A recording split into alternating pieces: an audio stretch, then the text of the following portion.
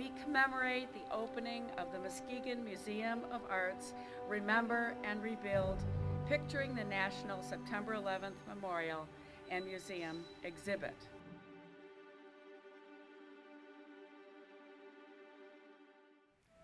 I guess I felt very vulnerable. And I just really felt terrible about all those poor people that were trapped there. I don't know what person in their right mind wouldn't feel some kind of emotion looking at that stuff. Like somebody lost their life saving complete strangers. These photos had never been seen by anyone before. They had never been experienced by anyone. So it's trying to tell this story of this art exhibit, but more importantly what it stands for, which is rebuilding from 9/11. One of the things I've noticed that about the way people talk about 9/11, it's the same way that people from our generation, when we were kids, basically, talked about the assassination of John F. Kennedy.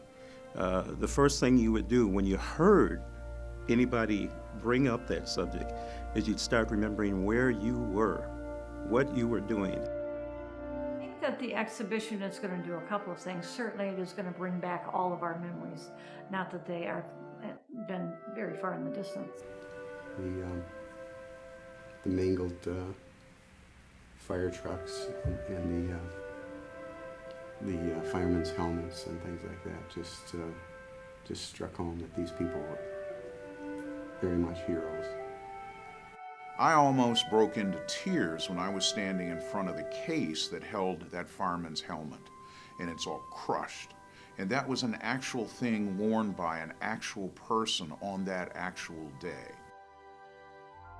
We all came together as a nation to be able to recognize those things.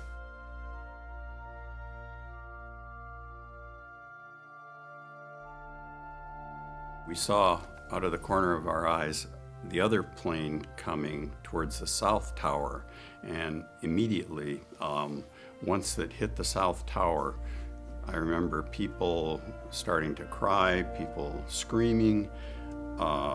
Everyone knew that it was a planned attack, that these were not accidents.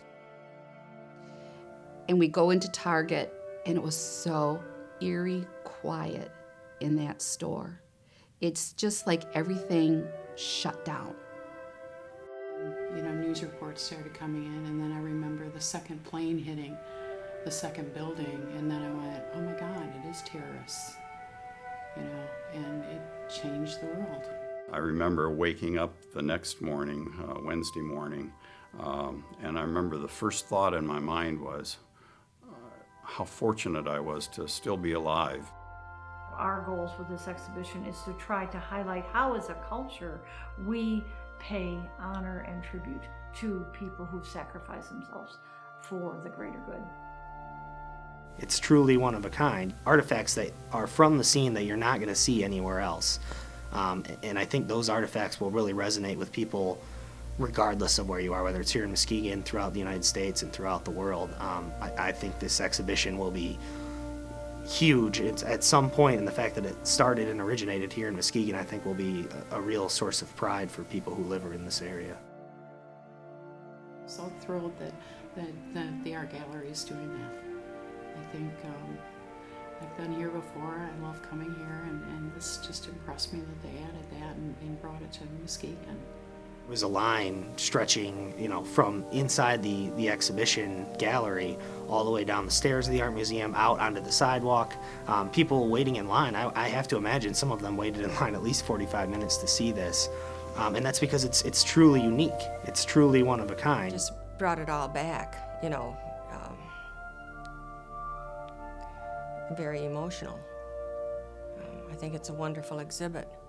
I think the exhibition is fabulous. I think that this is a great thing to bring around and show people and show what had happened in a more intimate way than just on the TV or on the radio.